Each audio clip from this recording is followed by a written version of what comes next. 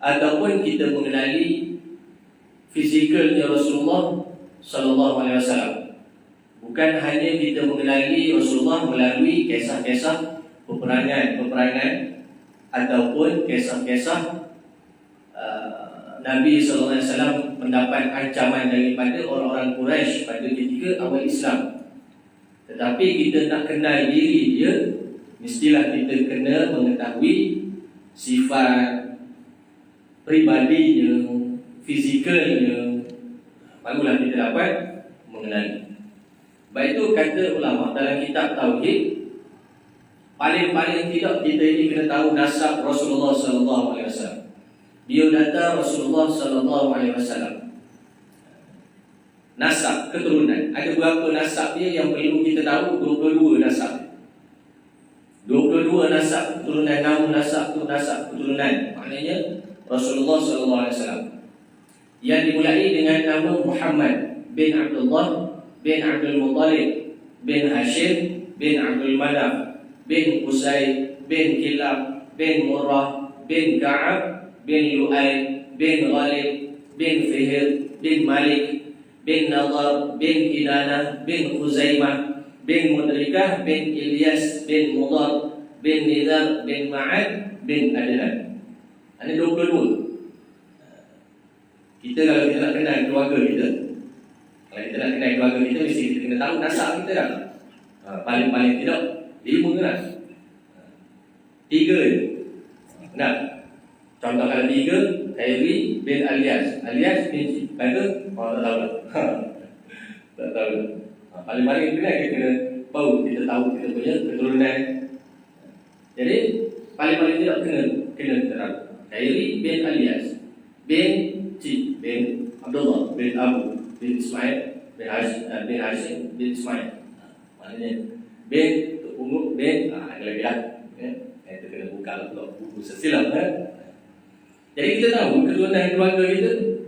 Begitulah Rasulullah sallallahu alaihi wasallam, kata ulama paling tidak kita kena tahu namanya.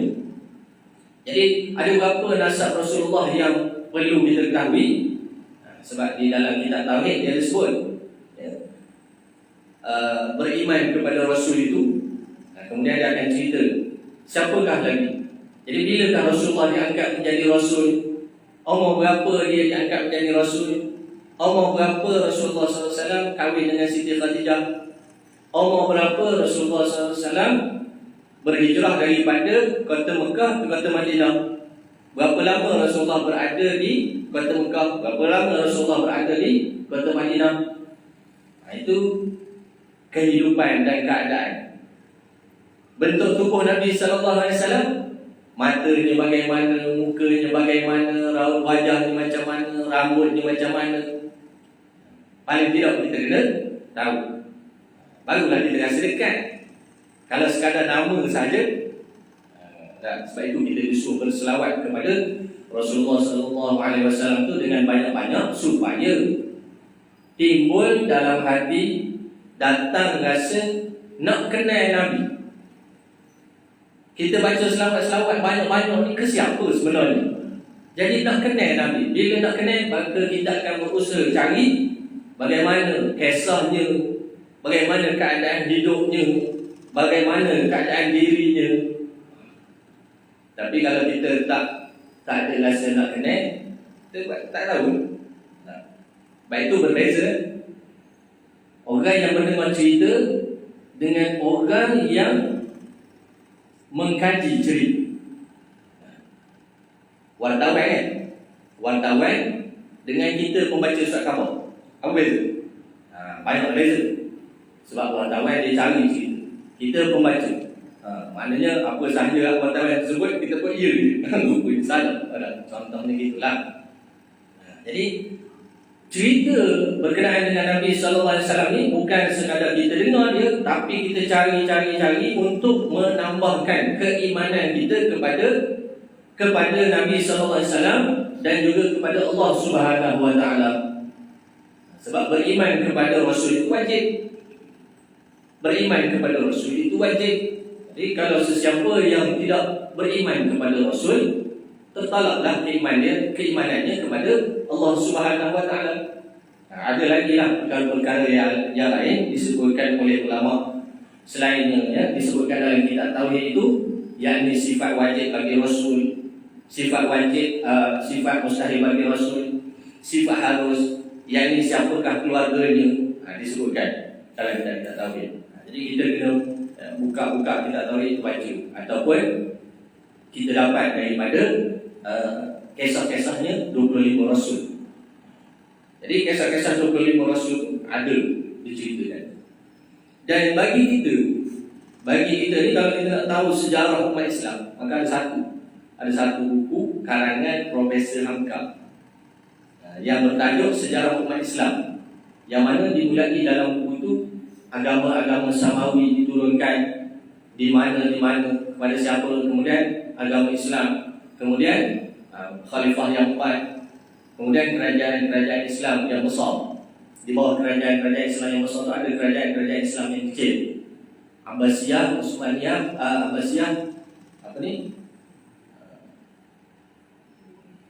Umayyah, Abbasiyah, Utsmaniyah. Kerajaan Bani Umayyah, Abbasiyah, Utsmaniyah. 3 kerajaan yang besar. Jadi jarak itu berapa? Dia ada kerajaan-kerajaan. Itu sejarah umat Islam. Sampailah kepada kerajaan Melaka, sampailah kepada kerajaan Pasai, kerajaan Aceh, sampailah kepada kerajaan Brunei. Mana yang kecil-kecil sekali, yang kecil itu sejarah. Jadi kita kena tahu supaya apa? Supaya orang tak boleh nak tipu kita berkenaan dengan sejarah. Begitulah halnya dengan Nabi SAW. Apabila kita mengenal Rasulullah, maka orang tak boleh nak tipu kita. Sebab apa? Sebab kita tahu kisah, kita tahu juga bentuk fizikal. Maknanya mata Nabi SAW, kalau mata hitamnya bulat, hitamnya bersinar, mata putihnya itu umpama mutiara, keningnya itu umpama alis, keningnya itu umpama huruf alif. Kalau tengok daripada jauh seolah-olah bersambung, dia dekat, tengok rupanya tidak bercantum. Contohnya Rasulullah SAW. Jadi kita tengok persaksian sahabat kepada Rasulullah SAW. Petikan daripada kitab Mukhtasar Syama'il Tirmizi pada bahagian muqaddimah oleh Maulana Mufti Ahmad Ibn Syekhul Hadis Darul Ulum Falah Darya menyebutkan, dia Syama'il Muhammadiyah itu mukhtasar, ringkasan. Tapi ringkasan ulama ni sungguh ringkasan, tapi isinya padat. Apa dia sebut? Sahabat-sahabat Rasulullah telah menterjemahkan ke dalam hidup mereka apa sahaja yang mereka lihat atau dengar dari baginda Rasulullah SAW secara menyeluruh, sehingga kan jika pada suatu masa mereka dapati diri mereka kekurangan penyerupaan dalam salah satu nilai kenabian, mereka menganggap diri mereka jasad tanpa nyawa. Sahabat-sahabat Nabi, sebab itulah kalau kita tengok Rasulullah SAW dengan sahabat itu merupakan acuan daripada Rasulullah. Akhlaknya, ibadatnya, tingkah lakunya, peribadinya, perbuatannya, acuan Rasulullah berada pada sahabat. Baik itu kita tengok sahabat-sahabat Rasulullah, Sayyidina Abu Bakar, Sayyidina Umar, Sayyidina Utsman, Sayyidina Ali, Ibnu Abbas dan sebagainya. Mereka berusaha untuk melakukan apa sahaja perbuatan Nabi terhadap diri mereka. Sebab itu sahabat-sahabat, dia tidak pandang ini perkara sunat, dia tak pandang begitu. Ini perkara wajib, dia tak pandang begitu. Apa sahaja perbuatan Nabi, perbuatan mereka. Sebab itu ada kisah Nabi SAW semayang di waktu malam. Kemudian ada sahabat yang melihat, maka sahabat ini ikut di belakang Rasulullah SAW semayang di belakang Rasulullah. Sayyidina Khuzaimah. Jadi rakaat pertama Nabi SAW semayang baca semayang malam itu surah Al-Baqarah. Selesai sahaja surah Al-Baqarah, sahabat ini ingat Rasulullah akan rukuk. Tak, Rasulullah sambung surah Ali Imran. Jadi bila habis surah Al-Imran, sahabat ini ingat Rasulullah akan rokok. Tak, Rasulullah sambung surah An-Nisa. Habis surah An-Nisa, ingatkan Rasulullah akan rokok, bentak lagi. Rasulullah sambung surah Al-Ma'idah. Habis surah Al-Ma'idah, sahabat ini ingat Rasulullah akan rokok, bentak lagi. Rasulullah sambung surah Al-A'raf. Satu rakaat 7, 8 juzuk, 9 juzuk baca dekat tahun, dekat 2 tadi benar. Sebab apa? Sahabat-sahabat mereka meniru perbuatan Nabi. Sebab itu Sayyidina Utsman bin Affan diceritakan, diriwayatkan bahawa Sayyidina Utsman bin Affan dia khatam Al-Quran tiap-tiap malam dalam 2 rakaat sembahyang malam. Tiap-tiap malam khatam Al-Quran 2 rakaat sembahyang malam. Kerana mereka mencontohi perbuatan Rasulullah sallallahu alaihi wasallam. Mereka berusaha ke Allah itu.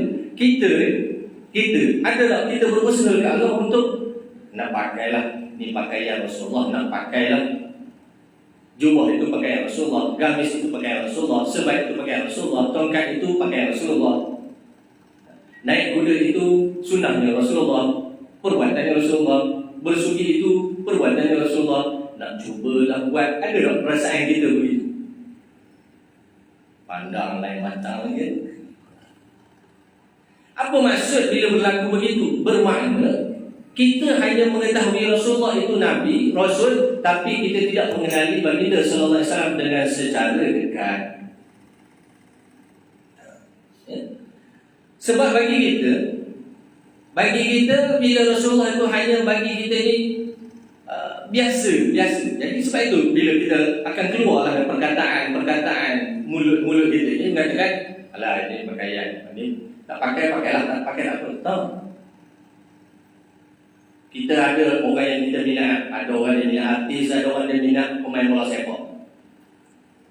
Kalau beli jersey nak nombor 7, nombor lain tak nak nombor 7, nama tu je. Pakai awak puluh pilih siang malam bawa tidur. Kenapa berlaku begitu? Sedangkan Rasulullah sallallahu alaihi wasallam ini Nabi ini dia akan menyelamatkan kita depan Allah Subhanahu wa taala. Dia akan minta ampun kepada Allah Subhanahu wa taala atas kesalahan dan kelalaian kita. Tapi kita tak rasa pun nak cubalah pakai jubah Rasulullah. Nak cubalah pakai serban seperti mana Rasulullah pakai. Minta maaf sebutlah ya. Bila pergi haji, keti pula beli jubah. 2-3 lek beli lah pergi umrah. 2-3 lek beli. Oh kat Masjidil Haram pakai, pergi Masjid Nabawi pakai, balik Malaysia haram pakai. Pakailah. Jangan dipedulikan kata-kata orang lain kerana kita yang kenal Rasulullah. Jangan dipedulikan kata-kata yang lain kerana kita yang kenal Rasulullah. Orang tak nak tak apa. Tengok bagaimana Sayyidina Abu Bakar, Sayyidina Umar, Mu'az bin Jabal, Al-Arqam. Tengok bagaimana. Walaupun orang-orang Quraisy mencela Rasulullah sallallahu alaihi wasallam, tapi mereka lebih mengenali Rasulullah, maka mereka duduk bersama dengan Rasulullah. Apa sahaja perbuatan Rasulullah mereka buat, apa sahaja percakapan, gaya perkataan Rasulullah mereka ikut. Jadi begitu kita tuan-tuan. Orang nak kata apa berkenaan dengan sunnah Nabi sallallahu alaihi wasallam, orang nak pandang dengan pandangan-pandangan yang tidak berapa baik, maka kita yang kenal Rasulullah, kita buat. Barulah kita akan rasa apa? Kita akan rasa dekat, kita akan rasa keberadaan Rasulullah sallallahu alaihi wasallam. Walaupun jarak kita dengan Rasulullah itu ribuan tahun, tapi Allah akan dekatkan kita dengan Nabi sallallahu alaihi wasallam. Ya. Sebab itu sahabat-sahabat ini bila mereka tidak ada penyerupaan terhadap Rasulullah, mereka rasa jasad tanpa nyawa. Kita tak ada rasa apa-apa pun. Bukan lagi jasad, zombie je lah bahasa. Kemudian apa lagi yang disebut? Tujuan utama bagi setiap seorang daripada mereka, yakni sahabat-sahabat Nabi, apabila mereka menyertai majlis yang mulia, mereka duduk dalam majlis-majlisnya Rasulullah, adalah untuk memerhatikan bagaimana Nabi sallallahu alaihi wasallam duduk dalam majlis, nak tengok bagaimana cara duduk Nabi. Nabi duduk tegak ke? Nabi duduk bagaimana keadaan Nabi duduk? Cara duduk Nabi tu dia nak tengok. Bagaimana baginda berucap kepada orang ramai, cara baginda makan dan minum, di lambung sebelah mana baginda melabuhkan badan untuk berehat, apa yang baginda baca dan sebagainya adalah menjadi kegairahan utama mereka. Adalah menjadi kegairahan utama sahabat-sahabat. Mereka untuk mengetahui dan mengikuti etika kenabian. Mereka ni sentiasa tengok apa yang berlaku pada tubuh badan Nabi. Sebab itu dalam kitab Syama'il Muhammadiyah, punyalah telitinya sahabat-sahabat Nabi ni melihat fizikal Rasulullah SAW, sehingga mereka boleh kira uban, helaian uban di rambut Nabi SAW. Kira helaian uban tu, kita pergi toilet ke? Agak-agak sahabat ni dengan Nabi dia pergi toilet ke? Macam kita pergi ke anak kita belek rambut ke? Tapi pemerhatian dia daripada dia duduk, oleh kerana dia duduk dekat dengan Rasulullah. Maka ada sahabat kira helaian uban Nabi 14, ada sahabat kira helaian uban Nabi 21. Bagaimana mereka boleh mendapatkan keadaan yang begitu? Tidak lain, tidak bukan, mereka itu meneliti setiap inci tubuh badannya Rasulullah SAW. Dengan tujuan apa? Dengan tujuan mencintai dan mengasihi Rasulullah, dengan tujuan mereka tahu kedudukan Rasulullah. Dan para sahabat radhiyallahu anhum, mereka semua hendak duduk bersama dengan Rasulullah dalam syurga Firdaus. Nak duduk dengan Rasulullah dalam syurga Firdaus.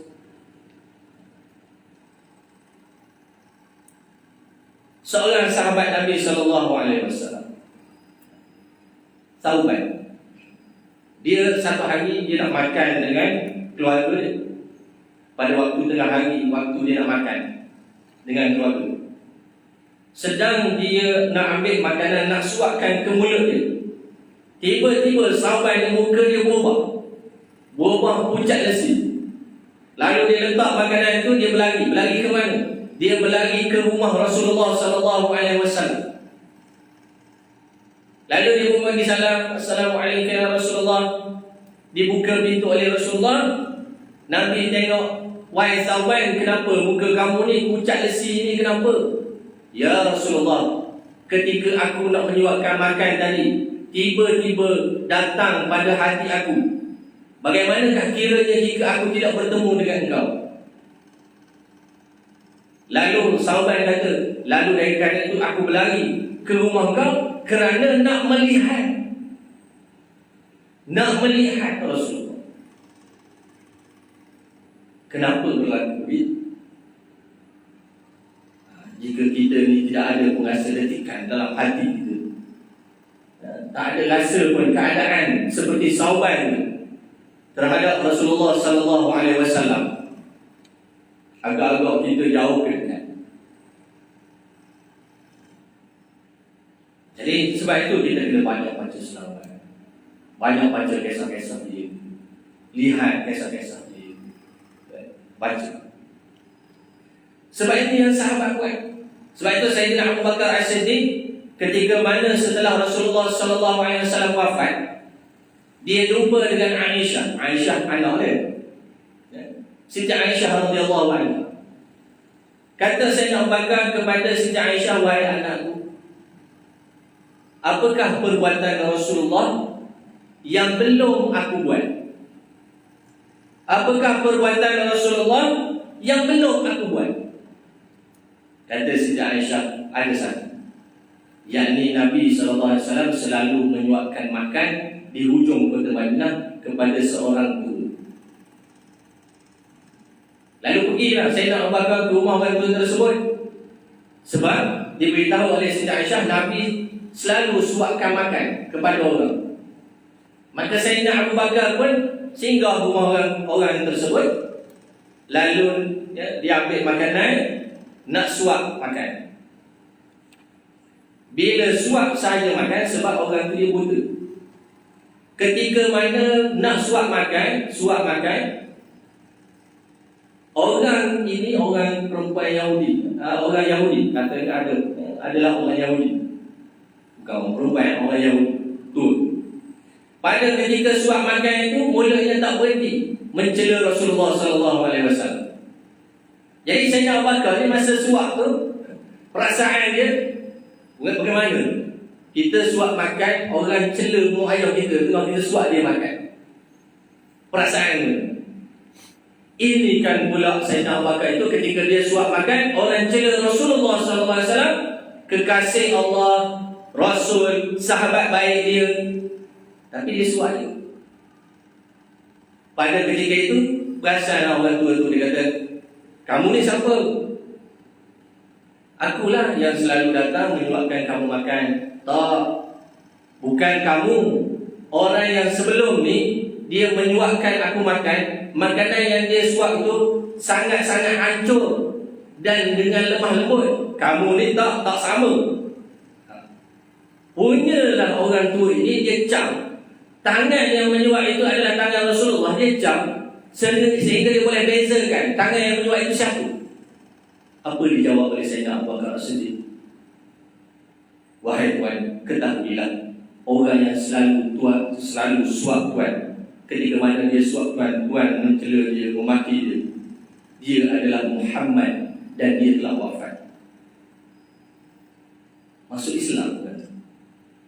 Rasulullah dah tak ada, tapi akhlak Rasulullah itu menyebabkan masuk Islam. Masuk Islam. Itu perbuatan. Sebab itu sahabat-sahabat ni dia mengikut etika kenabian. Apa yang Nabi buat, dia buat. Sebab itu dia tak ada nak banyak bicara macam kita banyak bicara. Dah dia cerita daripada Al-Quran, dah dia cerita daripada hadis, dah dibaca Syama'il Muhammadiyah. Syama'il Muhammadiyah dah dibaca dah. Tak, hati kita banyak lagi bicara dengan Rasulullah SAW. Itu menunjukkan hubungan kita dengan Nabi SAW belum dekat.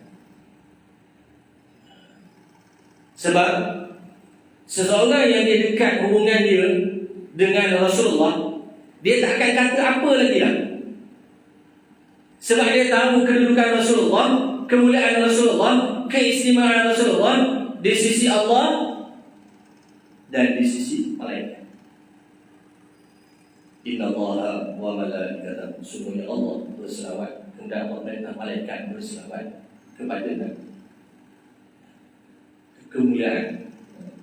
Jadi kita ni tuan-tuan, mesti kita kena faham dan kita kena sedar siapakah Rasulullah yang Allah ceritakan keadaannya, dirinya, siapakah Rasulullah dalam Quran.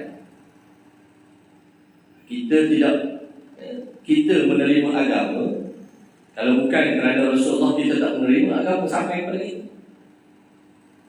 Maka Rasulullah berdakwah dengan keringatnya, dengan kudratnya, dengan mengalir darahnya, dengan kepayahannya, dengan kesusahannya, sampai agama kepada kita.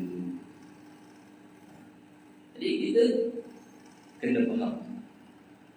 Jadi tutuplah mulut kita, tutuplah hati kita apabila perkara yang berkaitan dengan Rasulullah, tubuh badannya, pakaiannya, sunnahnya, perbuatannya, tingkah lakunya, diam. Kerana ini orang yang paling kita sayang, orang yang paling kita suka. Kemudian sahabat, kata Maulana lagi, sahabat menziarahi secara terhormat Ummul Mukminin, bertanya kepada mereka berkenaan kelakuan Rasulullah SAW di rumah. Sahabat tanya dengan Ummul Mukminin, tanya dengan Siti Aisyah, tanya dengan Hafsah, bagaimana keadaan Rasulullah dekat rumah.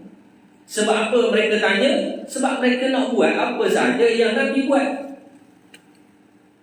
Apa sahaja Nabi buat dekat rumah tu mereka nak buat.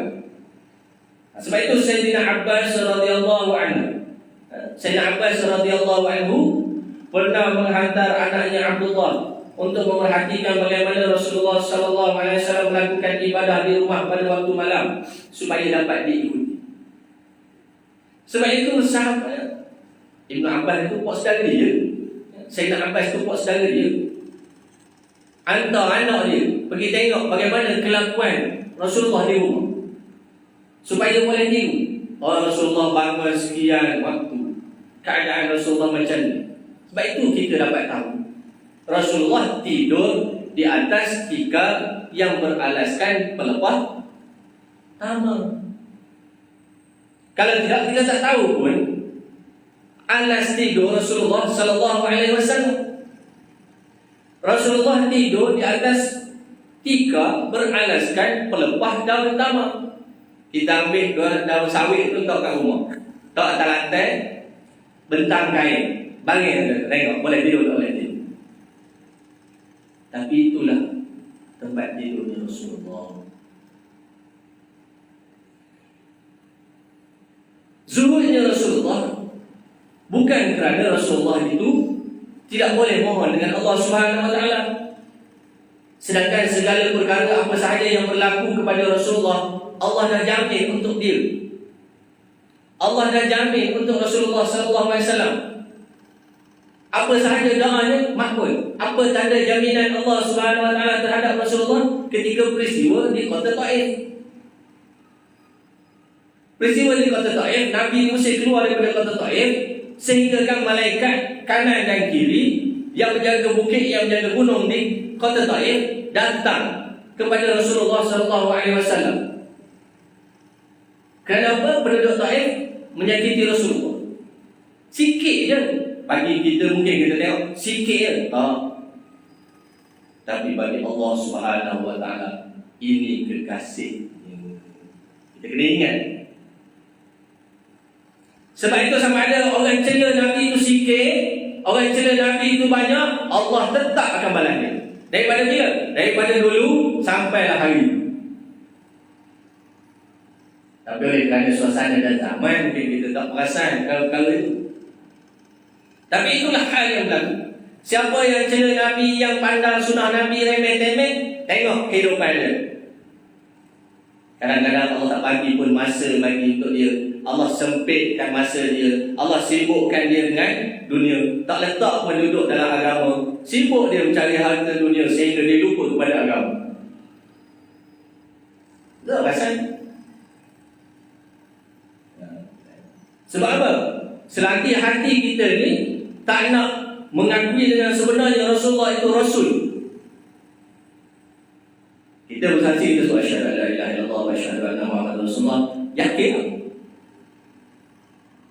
bersaksi penuh lah, ataupun sekadar percakapan saja. Ya, maka kita kena baiki. Sebab itu disebut baikilah keimanan kita terhadap Rasulullah, baikilah pandangan kita terhadap Rasulullah. Walaupun kita memiliki ilmu yang banyak, baikilah supaya apa? Hubungan kita dengan Allah, hubungan kita dengan Rasul, hubungan kita dengan Allah, hubungan kita dengan Rasul. Kemudian kita tengok apa lagi persaksian sahabat. Muka surat 4. Persaksian sahabat, Jabir radhiyallahu anhu menceritakan bahawa pernah sekali semasa bulan bersinar, daku telah membandingkan wajah mulia Rasulullah sallallahu alaihi wasallam dengan bulan. Mana bulan bersinar ni? Bulan purnama. Jabir radhiyallahu anhu ni dia tengok Rasulullah, dia tengok bulan. Tengok Rasulullah, tengok bulan. Apa kata Jabir? Tetapi mengikut pandanganku, wajah baginda adalah lebih cantik daripada bulan. Wajah Nabi SAW lebih cantik daripada bulan. Bulan tu kita tengok lawa lah. Kalau kita tengok pun suka kita tengok. Tapi wajahnya Rasulullah SAW lebih lawa daripada bulan. Sebab itu ada satu peristiwa ketika mana Siti Aisyah menjahit baju dalam bilik di rumah. Kemudian sedang-sedang Siti Aisyah jahit, tiba-tiba terjatuh jarum ke lantai. Ada cahaya api, cahaya pelita ada. Tapi menggunakan cahaya pelita tak jumpa, nak cari jarum yang halus. Lalu Rasulullah sallallahu alaihi wasallam masuk ke dalam bilik, jenguk Siti Aisyah. Apa yang Siti Aisyah buat? Terang benderang satu bilik. Kata Siti Aisyah, aku boleh menjumpai jarum yang jatuh. Subhanallah. Itu diri Rasulullah. Hari kita ada. Ada orang lain yang hebat-hebat yang cakap macam-macam ada? Tak ada. Sebab kemuliaan itu hanya untuk dia. Dia kekasih Allah. Tak diberi kepada orang lain. Nabi Sulaiman diberi oleh Allah SWT kerajaan yang besar, sehingga boleh memerintah jin, sehingga boleh memerintah raja jin Ifrit. Nabi SAW diberi mukjizat oleh Allah SWT alam semesta, sehingga penjaga langit yang langit pertama, langit kedua, langit tiga, langit keempat sampai langit tujuh itu, dibuka pintu langit itu dengan apa? Kehadiran Rasulullah.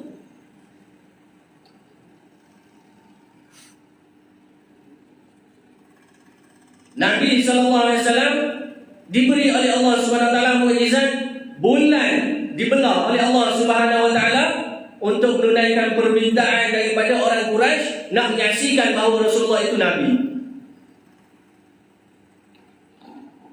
Batu berkirim salam, batu memberi salam kepada Rasulullah, unta beri salam kepada Rasulullah, keldai beri salam kepada Rasulullah, pokok beri salam kepada Rasulullah, dab pun beri salam kepada Rasulullah. Sehingga syaitan laknatullah itu, Allah perintahkan kepada syaitan datang untuk menghadap Rasulullah SAW, menyebut 10 perkara apakah perbuatan syaitan terhadap manusia. Tu Nabi Muhammad SAW yang kadang-kadang kita ni acuh tak acuh je bila dengar kisah ni. Ambil tak ambil dia tahu. Baik. Sebab itulah Jabir kata tengok Nabi lebih comel Rasulullah, lebih comel Rasulullah daripada bulan. Kemudian dipetik daripada kitab pendidikan anak-anak dalam Islam karangan Syekh Abdullah Nasir Ulwan yang menyatakan perkataan Sa'ad bin Abi Waqqas. Kami mengajar anak-anak kami sejarah perjuangan Rasulullah SAW sebagaimana kami mengajar mereka membaca Al-Quran.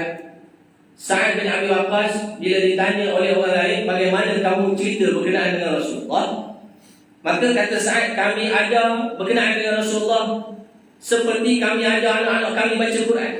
Sahabat dulu baca Quran, bukan macam kita baca Quran.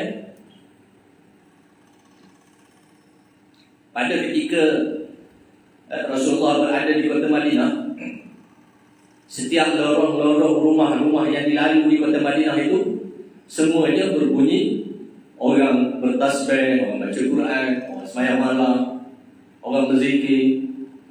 Bukan macam kita sekarang, kan? Lalu semua bunyi karaoke lagu, kan?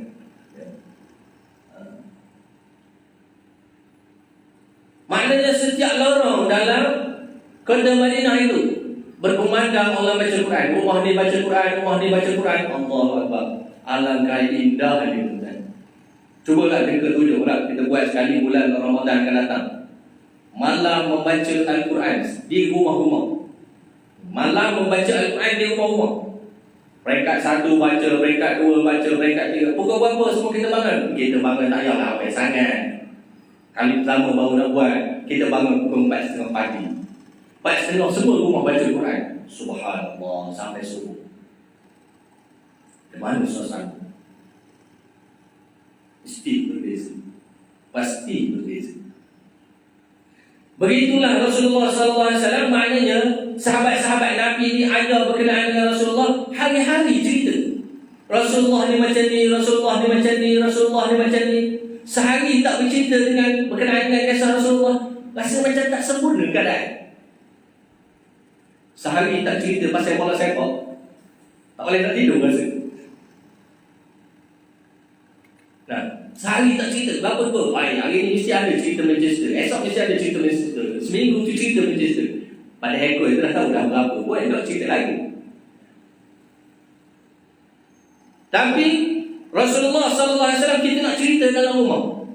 Hari-hari kita cerita kepada anak kita, ni Rasulullah, kisahnya macam ni, Rasulullah ni macam ni, orangnya macam ni, keadaannya macam ni, fizikalnya macam ni, cerita kat anak sendiri. Kita baca Quran, masyarakat Melayu kita diajar membaca Quran setiap rumah pada waktu lepas subuh dan lepas maghrib kan. Jadi sebab tu dulu-dulu orang, anak-anak orang dulu beragak, di mana lepas maghrib? Di rumah ngaji Quran, baca Quran. Zaman tak ada TV lagi. Zaman tak ada TV ya. Zaman ada TV, ada internet pun orang maghrib tengok cerita, hilanglah Quran. Hilanglah Quran ya. Suasana. Ya, suasana. Kenapa bila kita berada di Masjidil Haram, berada di Masjid Nabawi, orang turun pergi ramai-ramai ke masjid, kita pun pergi juga ikut suasana. Sebab itu mana-mana tempat yang ada suasana iman, dia akan menarik orang lain untuk mengikuti suasana iman. Iman ni tak boleh nak diwarisi daripada seorang ayah pada seorang anak, memang tak boleh nak diwarisi. Tapi suasana iman itu boleh dibuat, boleh dihidupkan suasana. Bila dihidupkan suasana itu, suasana iman itu, tengok. Dulu ada satu masjid, keluar sikit. Dulu di tempat saya dulu lama 20 tahun ke 11 tahun yang lalu. Jadi ada orang daripada kawasan-kawasan sana tu yang dalam-dalam sikit, ada yang 20 tahun tak pernah pergi sembahyang Jumaat, ada yang 30 tahun tak pernah pergi sembahyang Jumaat. Kita yang bertugas di masjid, yang bertugas di institusi agama, apa fikiran kita nak datangkan orang ke masjid? Esok nanti Allah tanya ke akhirat. Itu bahagian orang Islam datang ke masjid. Orang yang bukan Islam yang bermuamalah dengan kita, yang sama berurusan jual beli dengan kita, pernah tak kita kabarkan dia? Pernah tak kita seru dia? Marilah kamu bersama kami untuk agama Allah. Kalau kita tak pernah, esok ke akhirat, esok tanya. Arwah yang saya pesan, masa sampai dekat teriak, duduk kat mana? Duduk dalam mana? Kawasan mana tu sampai ramai jin semua. Islam tak Islam. Ajaklah. Esok puan nak jawab kat akhirat. Puan nak jawab kat akhirat. Jadi upaya ke tak upaya ke, kerja itu semua orang kena ada. Ceritalah walaupun sikit kebaikan-kebaikan Islam yang boleh kita. Jadi bagaimana orang yang 20 tahun, 30 tahun tak pernah datang sembahyang Jumaat? Lalu satu hari kami bersepakat, kita buat satu program dekat masjid. Mula-mula sekali program dekat masjid tu, kita cerita hari rumah tangga je. 2 tahun cerita hari rumah tangga dalam masjid. Tiap-tiap bulan cerita hari rumah tangga dalam masjid. Pasal nak cerita lain masa tu tak boleh. Cerita dalam rumah tangga. Macam mana nak jadi suami soleh, isteri soleh, anak soleh, macam mana nak bina hubungan suami isteri, nak molek, nak berdiri. Mula-mula datang, dengar ceramah, sebab ceramah tu kat luar masjid, dia datang. Lepas tu semayang, dia tak semayang. Tapi akhirnya orang 20 tahun, 30 tahun tak pernah semayang Jumaat, akhirnya dia datang semayang Jumaat. Sikit. Kadang-kadang kita kena fikir macam mana cara nak kata orang. Jangan buat konsep kat masjid, sudahlah. Itu je. Payah sangat orang datang, panggil Datuk Siti Nurhaliza ke. Ramai sikit pun datang. Datang apa? Dia datang je. Bukan dia buat apa-apa, dia datang je. Boleh tak? Boleh, dia datang je. Mesti ramai orang datang. Kenapa? Semua orang datang tu nak tengok dia. Orang bukan datang tengok masjid, orang datang tengok dia. Mula-mula takut. Sebab kita nak tarik hati orang kepada dakwah, pada agama. Ya? Okey. Sikitlah kat situ. Baik, kita balik semula kat sini. Bagaimana pandangan sahabat terhadap Rasulullah SAW? Petikan kata Sayyidina Abu Bakar As-Siddiq daripada buku sirah teragung Muhammad SAW dalam peristiwa Isra' dan Mi'raj. Peristiwa Isra' dan Mi'raj membuatkan keimanan Abu Bakar menjadi nyata. Peristiwa Isra' Mi'raj, kerana Rasulullah SAW selepas sahaja dia di Isra' dan Mi'raj, maka dia bertemu dengan Sayyidina Abu Bakar. Orang pertama yang membenarkan Rasulullah SAW di atas peristiwa itu ialah Sayyidina Abu Bakar As-Siddiq. Saat kaum kafir menceritakan peristiwa tersebut kepada Abu Bakar, maka dengan bahasa yang mudah dia menjawab, jika yang bercerita Nabi, hal itu benar ada. Jika yang bercerita itu Nabi, hal itu benar adanya. Aku mempercayai lebih dari sekadar yang telah ditempuh Nabi SAW.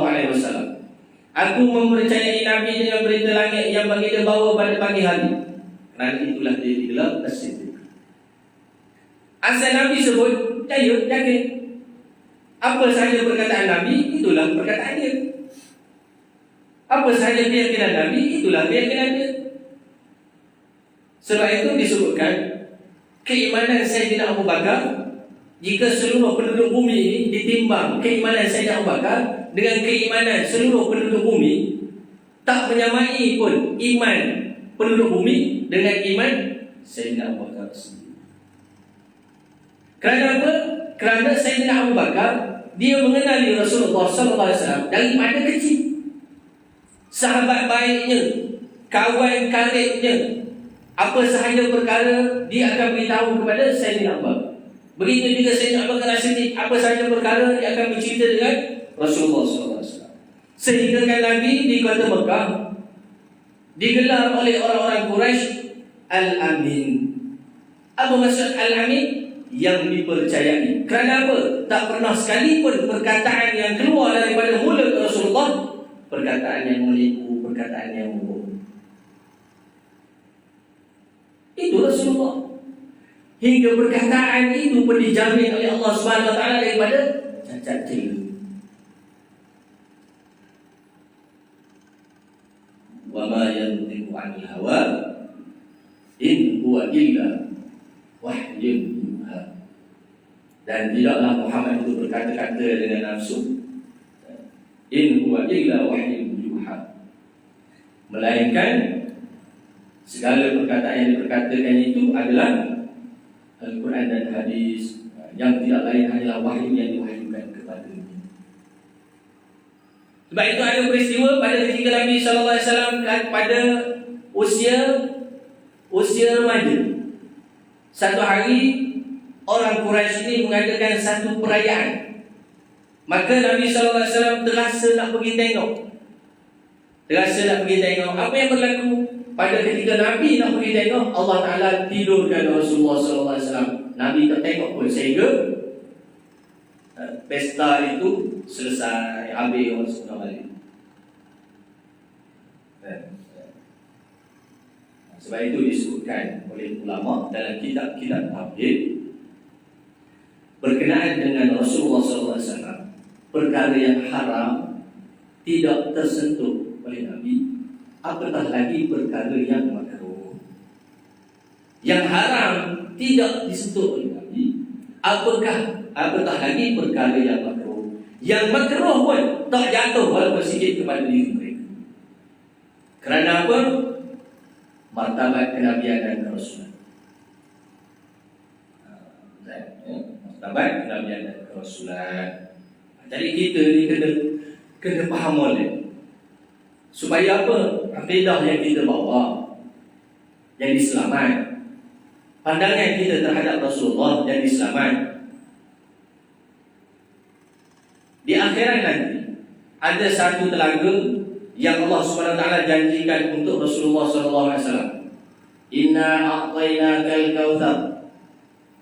Ayat itu. Inna a'tainakal kautsar. Telaga Kautsar yang Allah Ta'ala janjikan untuk Rasulullah SAW. Yang mana air daripada telaga itu Rasulullah sendiri yang akan mencedoknya dan akan menyuapkan kepada orang-orang mukmin yang datang ke telaga itu.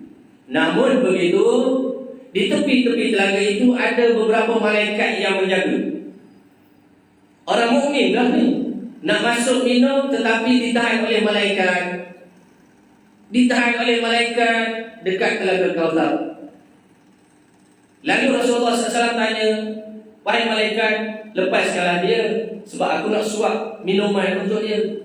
Kata malaikat, ya Rasulullah, orang ni tak boleh minum. Kenapa? Kerana masa dia dekat dunia dulu memang dia mukmin, tapi dekat dunia dulu ada beberapa perkara yang berkaitan dengan kamu yang dia tak ambil kisah, tak elok, tertahan. Dan disebutkan di telaga Kausar itu, cawan-cawan untuk diminum oleh orang mukmin itu sebanyak bintang di langit. Bunyilah banyak. Rasulullah nak suak semua ni. Baik itu sahabat-sahabat, bila makan dengan Rasulullah, mereka suka. Mereka suka makan dengan Rasulullah. Walaupun ada makanan itu yang pernah Rasulullah tak bagi kepada mereka. Pada peristiwa perang Khandaq, Rasulullah bersama dengan sahabat gali parit. Dalam nak gali-gali, dalam tengah-tengah gali parit itu, tiba-tiba ada satu sahabat ni tengok Rasulullah ni, dia tahu Rasulullah ni tak makan lagi. Lalu sahabat ni pun balik rumah bagi tahu isteri dia, kamu masak, nanti nak ajak Rasulullah makan kat rumah. Bila mana sahabat ni bagi tahu kepada Nabi sallallahu alaihi wasallam, ya Rasulullah, aku nak ajak kamu ni makan kat rumah aku. Dah siap masak. Rasulullah pun ajak sama sekali semua hak yang bersama dengan Rasulullah dalam gali parit tu. Jom. Ni sahabat ni ajak makan kat rumah. Tepuk dahi je. Kalau kita pun tepuk dahi lah. Aku ajak Nabi je, tapi Nabi ajak semua sekali datang. Rasulullah ajak semua, jom pergi rumah sahabat ni, dia dah masak dah, kita makan sama-sama. Sahabat ni gusar nanti, bimbang. Kenapa tak cukup ni nanti, sebab ramai. Lalu apa kata Nabi SAW? Sebab Nabi tahu keadaan sahabat tu, Nabi bagi tahu, wahai sahabat, nanti kamu bawa aja makanan, aku yang akan menagihkan. Masuk seberiuk je, Nabi SAW yang cedok. Nabi cedok bagi atas dunia, Nabi cedok bagi dekat sahabat. Seramai yang hadir itu semuanya dapat makan sampai kenyang. Kata Nabi SAW, wahai sahabat, ni kamu makan bersama dengan ahli keluarga kamu. Ada 70 orang semua dapat makan.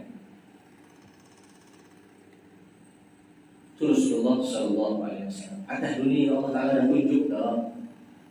Apatah lagi keistimewaan maqam Mahmudah Rasulullah di akhirat. Jadi sebab itu kita ini kena awas semua, supaya hal yang berkaitan dengan Nabi SAW, pertama kita ambil perhatian. Yang kedua, kalau ada perkara itu mungkin tak comel, kalau kita nak katakan berkenaan dengan Rasulullah, maka kita tak suka perkara itu. Orang nak pandang hina berkenaan dengan sunnah-sunnah Rasulullah, kita tak suka perkara itu. Kenapa? Sebab dia membabitkan tubuhnya Rasulullah SAW. Kan ada keluar dalam satu video yang menceritakan berkenaan dengan DNA jubah Rasulullah SAW. Yang jubah itu Nabi SAW pakai dalam peristiwa Isra dan Mi'raj. Kalau tuan-tuan nak tengok video, maka DNA daripada jubah yang Nabi pakai untuk peristiwa Isra dan Mi'raj itu dibawa ke makman. Nak tahu benar tak, betul tak jubah ini yang Nabi pakai daripada kota Mekah ke Palestin, daripada Palestin ke Sidratul Muntaha. Lalu dibuat kajian dalam makman. Semua kajian itu membuktikan perjalanan Nabi ada debu daripada kota Mekah sampai ke Palestin, daripada Palestin ke Sidratul Muntaha. Jadi pakaian Rasulullah itu pakaian apa? Yang kadang-kadang kita di sebahagian di antaranya itu masalah hubungan. Pemain bola sepak tu molek je. Pergi pasar raya, tidur, pergi jalan, pergi nuri, molek. Sedangkan hak tu tak dapat pahala pun kita pakai. Dapat pahala tutup aurat je lah. Tapi pakaian Rasulullah SAW, kita dapat pahala menutup aurat, kita dapat pahala iktibar kepada Rasulullah, kita dapat pahala memuliakan Rasulullah, kita dapat pahala keimanan. Ya, jadi sebab itulah dan ibadi yang oleh kalau setinggi mana pun Allah Ta'ala letakkan taraf kita, jagalah hubungan kita dengan Rasulullah Sallallahu Alaihi Wasallam. InsyaAllah sekadar itu saja untuk malam ini. Nanti kita sambung pula bagaimana akhlak kepada Rasulullah SAW, pada akhlak dan adab kepada Rasulullah SAW, yang mana adab itu, akhlak itu telah dimulakan oleh Allah Subhanahu Wa Taala. Wallahu a'lam. Kita tutup dengan tasbih kifarah dan doa. Subhanallah wa bihamdihi asyhadu an la ilaha illa anta astaghfiruka wa atubu ilaik. Bismillahirrahmanirrahim. Alhamdulillahi rabbil alamin wassalatu wassalamu ala sayyidina Muhammad wa ala alihi washabihi ajma'in. Allahumma faqihna fid din wa alimna bit ta'wil. Allahumma a'inna ala dhikrika wa syukrika wa husni ibadatik. Allahumma rabbana hab lana min azwajina wa dhurriyyatina qurrata a'yun waj'alna lil muttaqina imama. Sallallahu alaihi wa sallam wa ala alihi washabihi ajma'in. Alhamdulillahi rabbil alamin. Terima kasih banyak-banyak.